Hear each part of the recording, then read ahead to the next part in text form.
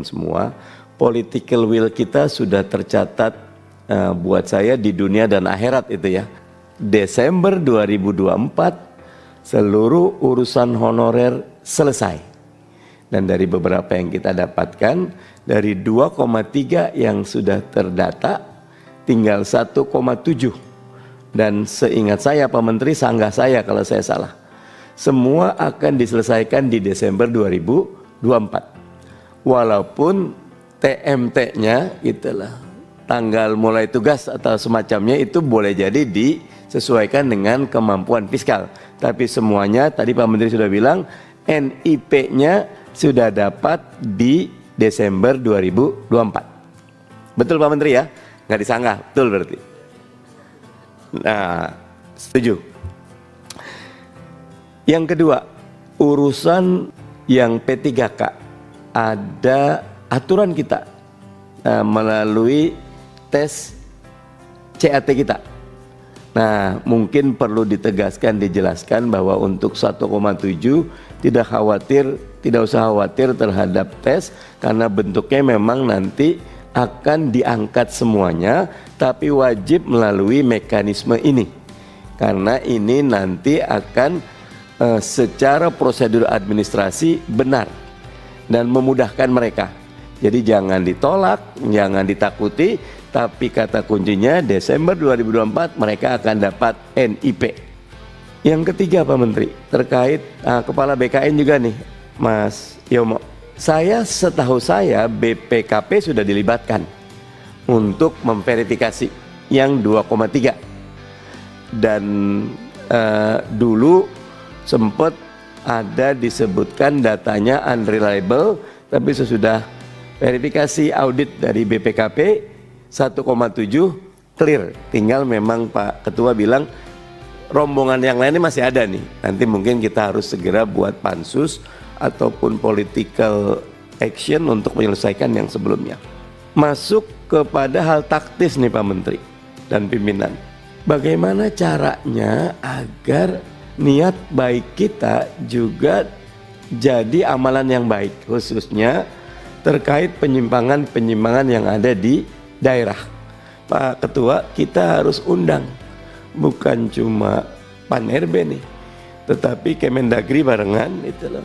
Dan nanti mungkin juga teman-teman BPKP atau kalau diperlukan aparat hukum, karena niat baik kita kayak Pak Menteri udah menjelaskan, saya sangat paham seleksi teknis, seleksi kompetensi teknis tambahan SKTT Pak Menteri ya, itu memang disesuaikan dengan, tetapi ternyata itu jadi jendela kalau yang tadi disampaikan untuk melakukan. Saya juga dapat data dari Kabupaten Bekasi Pak Menteri, hasil CAT-nya tinggi, yang tidak lolos justru yang dilantik, yang bukan guru.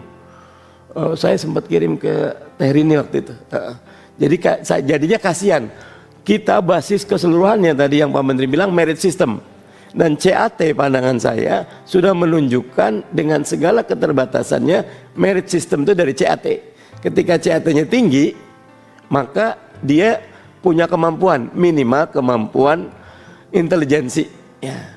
Nah sehingga mestinya bisa. Tapi memang dia lolos CAT tertinggi, ketika ada tes berikutnya yang tidak lolos di CAT justru bisa lolos.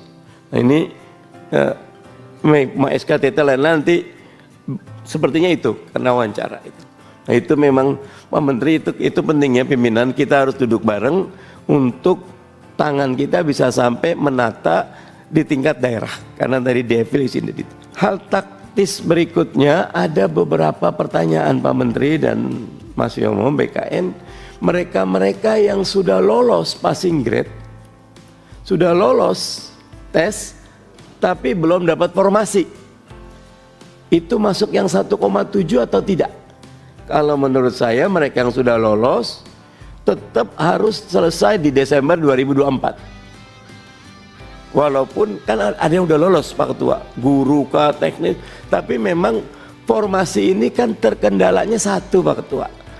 Daerah takut untuk mengajukan, karena ketika dia mengajukan otomatis beban fiskalnya nanti akan ditanggung oleh daerah. Beberapa daerah sudah dapat kartu kuning bahkan ketika belanja pegawainya sudah lewat 20 atau 30%. Nah mereka kalau mengajukan lagi, nah ini harus ada political will khusus untuk 2024. Mungkin belanja pegawainya mau nggak mau ya harus dinaikin kayak kita COVID.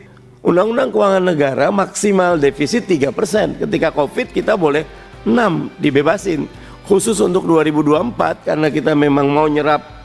Jangan ada kartu kuning ketika daerah atau institusi daerah mengajukan formasi yang membuat belanja pegawai mereka melewati batas. Karena ini adalah kebijakan. Kalau itu tidak diperbaiki, Kementerian Keuangan tetap seperti itu, Kemendagri tetap seperti itu, maka nggak akan ada. Target kita 1,7 atau 2,3 terangkat akan susah.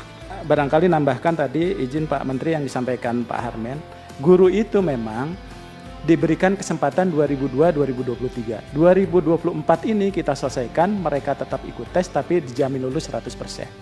Tapi mereka harus terdaftar. Nah bagaimana ketika formasinya terbatas, ketika formasinya ada 100, yang melamar 150, yang 50 ini pun walaupun tidak ada formasinya tetap dinyatakan lulus dan dia akan menjadi P3K paruh waktu. Kenapa harus kita ubah statusnya? Karena setelah Desember sesuai pasal 66 itu tidak boleh lagi ada status yang lain. Sehingga dia harus jadi P3K walaupun P3K paruh waktu yang sedang kita atur di dalam Permenpan Pak saat ini. Nah kemudian guru yang SKTT tadi memang dari Kemendikbud. SKTT itu ada 2 Pak. SKTT untuk khusus itu prioritas dan tenaga honorer. Yang kedua SKTT umum. Walaupun nanti SKTT-nya yang umum lebih tinggi, secara berurutan yang akan dimenangkan walaupun dia nilainya lebih rendah dari yang umum, dia yang harusnya menang sesuai dengan Permenpan. Karena ada urutan prioritas. Jadi kalau saya misalnya nilainya 10, kemudian yang umum itu setelah SKTT 12, saya yang harus dapat. Karena di Permenpan kami menyebutkan bahwa secara berurutan prioritas yang pertama termasuk P1 tadi Pak Gawus izin, yang kedua adalah tenaga honorer. Jadi mereka. Jadi kalau ada formasinya 2, maka dia akan masuk 2 di situ. Nah ini mungkin kalau pelanggaran-pelanggaran itu tadi mungkin itu praktek di lapangan yang memang harus diproses secara hukum. Kemudian dari sisi regulasi, penyelesaian tenaga non-ASN ini walaupun belum selesai di PP ini, kami sudah siapkan Pak perangkatnya semua. Termasuk 2022, 2023, 2023 itu 80%, 2024 setelah ada undang-undang itu 100%. Tapi kami mengharapkan memang seluruh Pemda itu yang punya kewenangan untuk mengusulkan, itu problemnya. Nah, oleh sebab itu ketika dia tidak mengusulkan, tapi kalau THK2 atau tenaga non-ASN mendaftar, dia akan menjadi paruh waktu. Jadi kesempatannya itu menghabiskan proses ini. Nah yang kami khawatirkan itu justru ketika mereka tidak mendaftar di tahun 2024. Nah kalau dia tidak melamar di 2024, maka dia tidak terdaftar sebagai orang yang pernah mengikuti tes. Nah dengan demikian barangkali besok mungkin Pak Ketua nanti kami sampaikan undangannya Pak. Untuk bisa hadir untuk menghimbau kepada mereka supaya tetap memasukkan formasi sesuai dengan database yang ada di BKN.